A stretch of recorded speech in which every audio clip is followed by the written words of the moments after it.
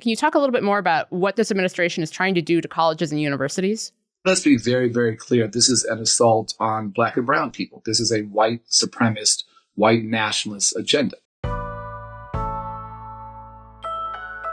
It's Friday, March 21st. I'm Jane Coaston, and this is What A Day, the show that is not going to buy stock in Tesla, especially if the Secretary of Commerce goes on Fox News and says we should all buy stock in Tesla.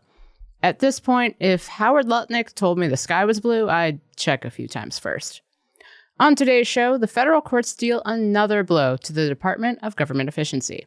And the UK tells travelers, be careful if you're headed to the US of A. But let's start with the end of the Department of Education. For real this time. Sort of.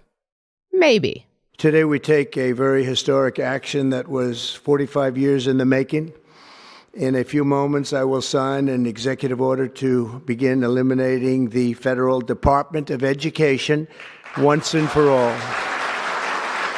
On Thursday, in front of a bunch of kids sitting at desks for some reason, President Donald Trump signed an executive order to start shutting down the Department of Education. Well, in his opinion. But if you've been listening to the show, you know that this has been the plan all along. For weeks, the Trump administration has been attacking the Department of Education, cutting almost 50% of the department's staff last week. In a letter to the department, Secretary of Education Linda McMahon said that her job was to foment a, quote, effective transfer of educational oversight to the states, adding, quote, this is our opportunity to perform one final, unforgettable public service to future generations of students. Unforgettable? Definitely. Maybe even irreparable. But again, you can't just end the Department of Education with an executive order. It actually requires an act of Congress. Remember them? Now, Louisiana Republican Senator Bill Cassidy has promised to sponsor a bill eliminating the department, saying, quote, I agree with President Trump that the Department of Education has failed its mission, but he didn't give a timeline. So to talk more about Thursday's executive action and the end of the Department of Education, maybe, I spoke with President Obama's former Education Secretary, Arne Duncan. Secretary Duncan, thank you so much for being here today. Thanks for the opportunity. So what actually changes with this executive order? Because the staff reductions were already happening. Education Secretary Linda McMahon has already said she saw it as her mandate to dismantle the department. And Trump still needs Congress to actually shut down the department. So what is this? What should we be taking from this? That's the right question. And it's actually just performance art. It's performative. To actually close the department, you would need 60 senators to vote for that to happen. And that's never going to happen. And then he has tragically dismantled the department. He's already stripped it for spare parts, stripped it down to the bone. And so the damage has already been done. It's not that he can't do more damage. This is unprecedented in the history of our nation. It's an assault on public education. And he's already started assaulting higher education, as you've seen in recent days as well. Yeah, let's get into higher ed specifically, because colleges and universities are facing a full-on assault from the administration, like demands to ditch DEI, threats of having their grant funding pulled. And I want to mention here that what DEI is never very clear here. You have international students being detained for joining campus protests over the war in Gaza and a broader attack against free speech in general. So can you talk a little bit more about what this administration is trying to do to colleges and universities? Yeah, it's actually, all of it is pretty terrifying, quite honestly. And I don't scare easy. I work on gun violence here in Chicago. But what this means, not just for education, but for our country, is truly terrifying.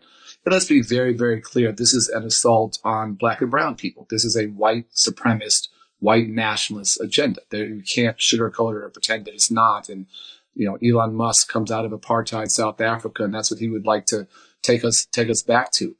And everything they do is political. Folks who have the extraordinary opportunity to go to college, to be able to think critically, to have a chance to get a college degree, many of those folks don't vote for Trump. And so that's the enemy. And that's just how he views the world. So anything he can do to attack higher education, attack institutions of higher learning, he will do that because that's in his personal political self-interest. And that's all that he ever cares about. What would shuttering the Department of Education mean for higher education? Or are the other attacks that we've just been talking about, are those bigger threats? Well, he won't shutter, but it's very, very interesting. So federal student aid, FSA, which administers billions and billions and billions of grants and loans every single year. For me, when I led the department, that was always, for me, the biggest operational risk. That was the thing as a CEO I worried most about, is you just didn't want to get that wrong. You didn't want to mess it up because the stakes were so high. And what they've done is they've laid off more than half that staff. And I desperately hope this doesn't happen. But you can never get me to take the Secretary of Education job today because the operational risk there is so high and something catastrophic could happen. There's a saying when you walk in some stores, there's a sign on the door saying, if you break it, you own it, you buy it. Trump has broken the Department of Education. He has broken federal student aid, and he will try and blame, Biden or something, but he will own it if there's a real catastrophic failure around federal student aid. I mean, I'm almost afraid to ask, but what would something catastrophic around student aid look like? It'd mean aid not going, grants and loans not going to individuals, people not having access to their Pell Grants.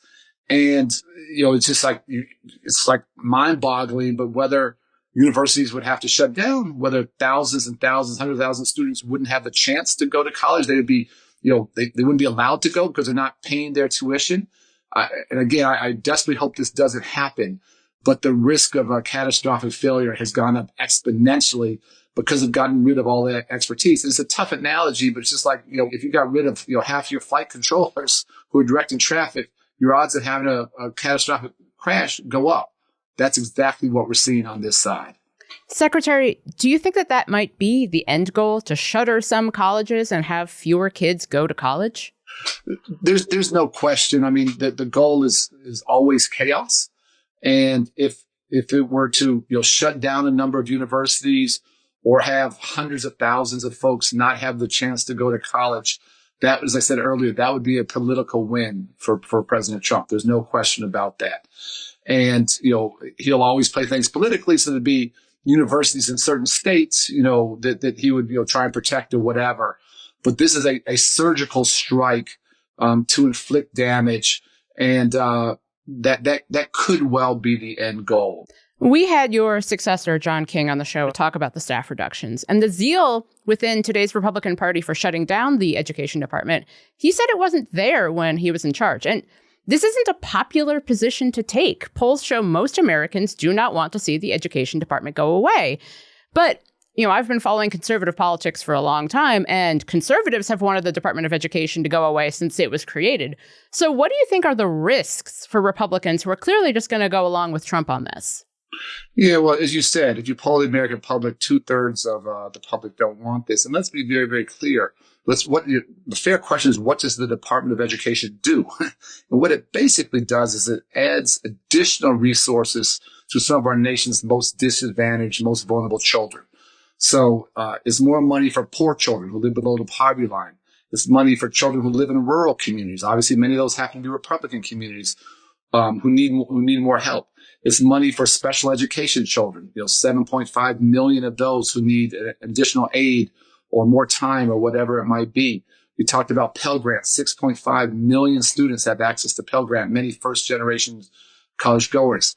And if the U.S. Department of Education were to go away, if all this just is delegated to the states, there's no accountability for outcomes. And this is not Trump's money. He's not, this is your money. It's my money. It's your listeners' money. It's all of our tax dollars. And you want to make sure that money is actually helping poor children learn how to read and helping special needs children have the chance they need to get a free and fair public education, and helping Pell Grant students have access to higher education. And if you give up on that accountability, if you just, block grant money to states could actually divert that money away from education to use for other things with no accountability at all. And that for me is extraordinarily troubling and scary. Now, the people listening to this podcast do not want this to happen. So what do you recommend? How can we fight back?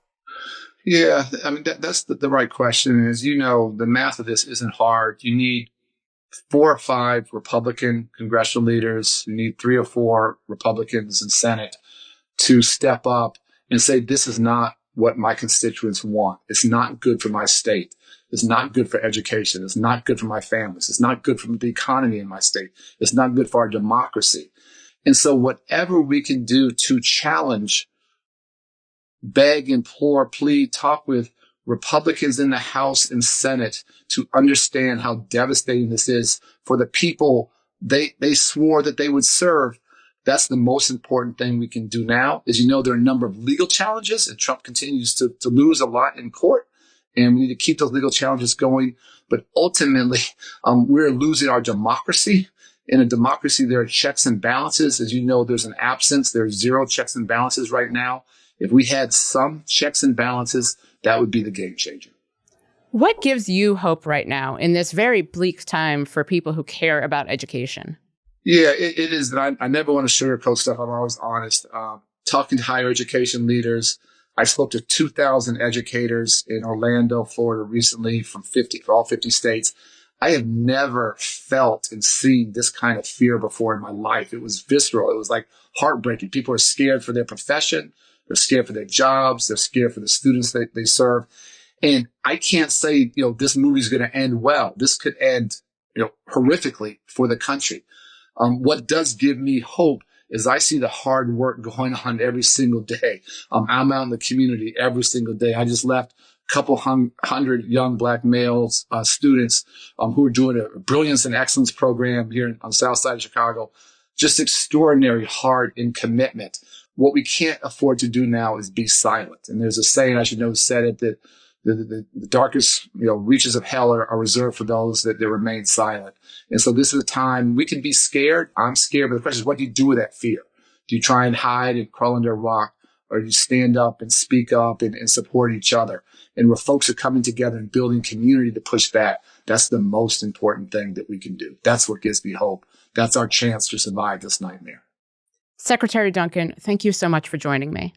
Thanks for the opportunity. We'll get to more of the news in a moment, but if you like the show, make sure to subscribe, leave a 5-star review on Apple Podcasts, and share with your friends. More to come after some ads. What A Day is brought to you by Z-Biotics Pre-Alcohol. Let's face it, after a night with drinks, I'm 37, so I don't bounce back the next day like I used to. I used to have to make a choice. I could either have a great night or a great next day. That is, until I found pre-alcohol. Z-Biotics Pre-Alcohol Probiotic Drink is the world's first genetically engineered probiotic. It was invented by PhD scientists to tackle rough mornings after drinking. Here's how it works. When you drink, alcohol gets converted into a toxic byproduct in the gut. It's this byproduct, not dehydration, that's to blame for your rough next day. Pre-alcohol produces an enzyme to break this byproduct down. Just remember to make pre-alcohol your first drink of the night, drink responsibly, and you'll feel your best tomorrow. Every time I have pre-alcohol before drinks, I notice a difference the next day. Even after a fun night out, I can confidently plan on still getting in a run or a workout without worry. This college basketball season, don't let anything sideline your celebrations. Grab pre-alcohol before you go out and be ready to cheer on your team all day and night long. Go to zbiotics.com/WAD to learn more and get 15% off your first order when you use code WAD at checkout. Z-Biotics is backed with a 100% money-back guarantee, so if you're unsatisfied for any reason, they'll refund your money, no questions asked. Remember to head to zbiotics.com/WAD and use the code WAD at checkout for 15% off. Headlines. I mean, people are furious because of what Trump is doing, what Elon Musk is doing. We had an opportunity to try and block that, and they passed it up. So that's kind of what led me to that. On Wednesday, Representative Glenn Ivey from Maryland was the first Democrat to publicly call for Senate Minority Leader Chuck Schumer to step down. Ivey cited Schumer's decision late last week to allow a Republican funding bill to pass. The bill avoided a government shutdown but left many Democratic politicians and voters feeling betrayed. They're wondering whether their party is doing enough to fight the Trump administration's agenda.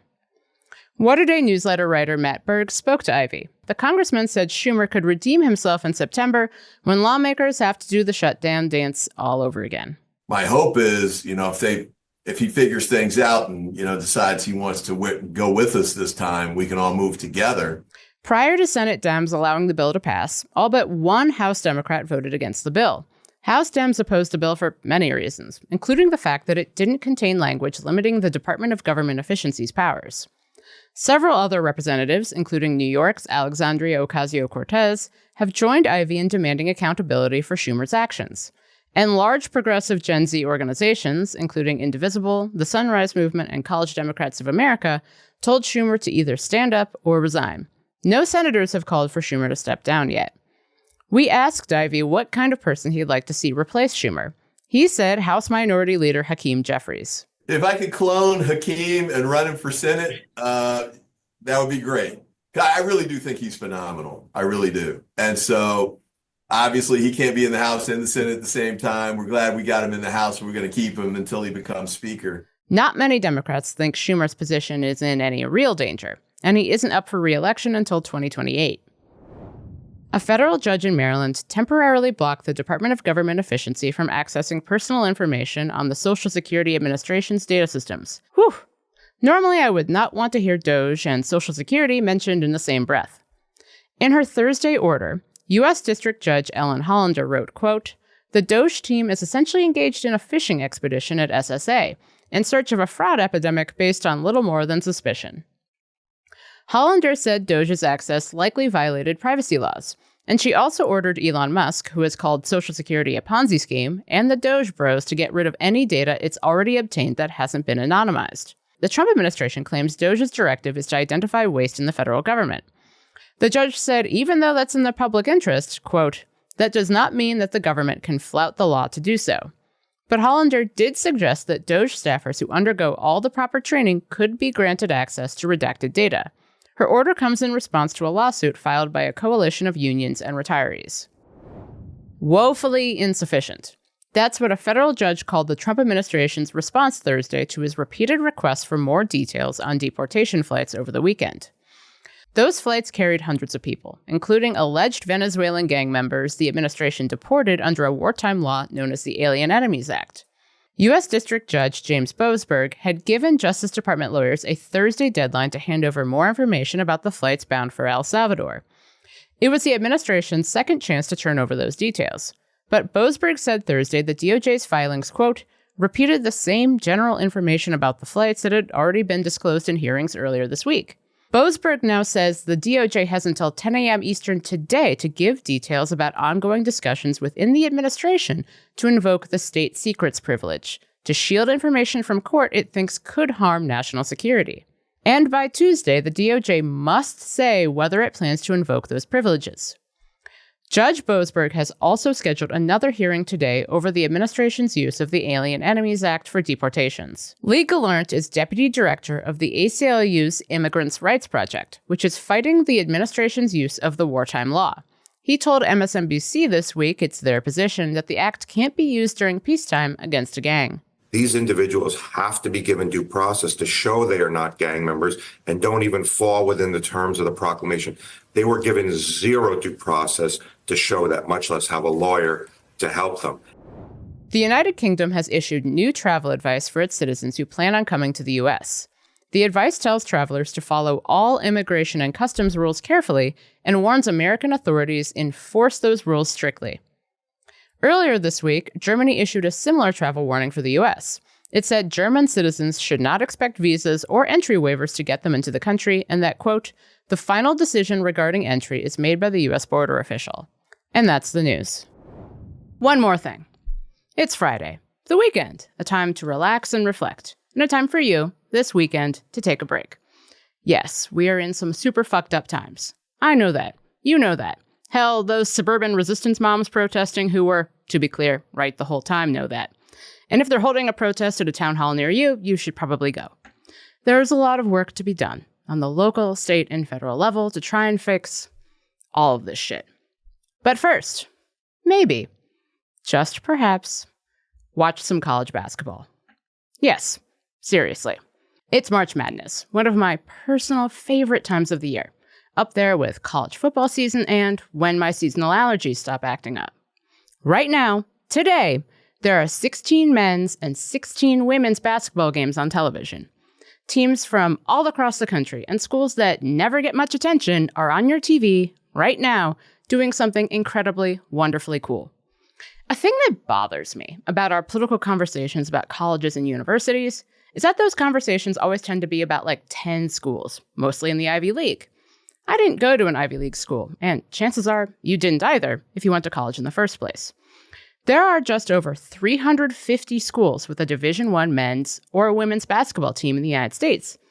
And this time of year is the biggest stage those schools might ever get. Schools like UC San Diego, High Point University, or Southern Illinois University Edwardsville, all of which educate thousands of people every single year, maybe you're among them, and all of which got their first ever ticket to the NCAA tournament this year. Yes, there are the blue bloods of the sport, Duke, the University of Connecticut, Michigan State, but I watch for schools like Alabama State, which won its very first NCAA tournament game ever this year on a buzzer beater. And they're all participating in one of the few sporting events where it genuinely feels like anything can actually happen.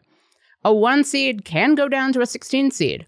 It's now happened twice on the men's side and once on the women's side. Granted, that was in 1998, but the point still stands. A player you've never heard of in your life can become a massive superstar in like 4 days. That's how we first heard of Davidson great Stephen Curry, who I hear has done pretty well in the NBA. And if you've been watching high-scoring talents like University of Southern California's Juju Watkins or UConn's Paige Buchers all season, the NCAA tournament can be where they cement their incredible legacies. I keep saying this, and I'll keep saying it, but sports can be good. Yes, sports are deeply political and weird and can have some truly problematic elements, but at their core, sports can be so good. They can break down barriers and bring people together in a way that few other venues really can. And I would go even further and say that sometimes sports can make you happy. Really, when I go back and watch Mississippi State beat UConn in overtime back in 2017 to end the UConn women's 111-game win streak, it makes me just as happy as it did when I got to watch it live. So, watch some basketball this weekend. Even better, get some folks together and watch some basketball with other people. Or head to a bar and watch basketball with strangers and find yourself high-fiving someone you will never see again because you just saw a 15 seed win a game literally no one saw coming. It won't fix our politics. It won't save the world. But it'll be good and fun. And sometimes that's enough. That's all for today. If you like the show, make sure you subscribe, leave a review. Remember that you are not alone in thinking that firing thousands of federal employees and calling the Gulf of Mexico the Gulf of America and closing the Department of Education is very stupid, and tell your friends to listen. And if you're into reading, and not just about how you don't need to take it from me because here's Fox News. Voters oppose President Trump's efforts to reduce the number of government employees, changing the name of the Gulf of Mexico to the Gulf of America, and ranking near the bottom in support his campaign promise to close the Department of Education. See? What A Day is also a nightly newsletter. Check it out and subscribe at crooked.com/subscribe. I'm Jane Coaston, and seriously, Gulf of America is so dumb.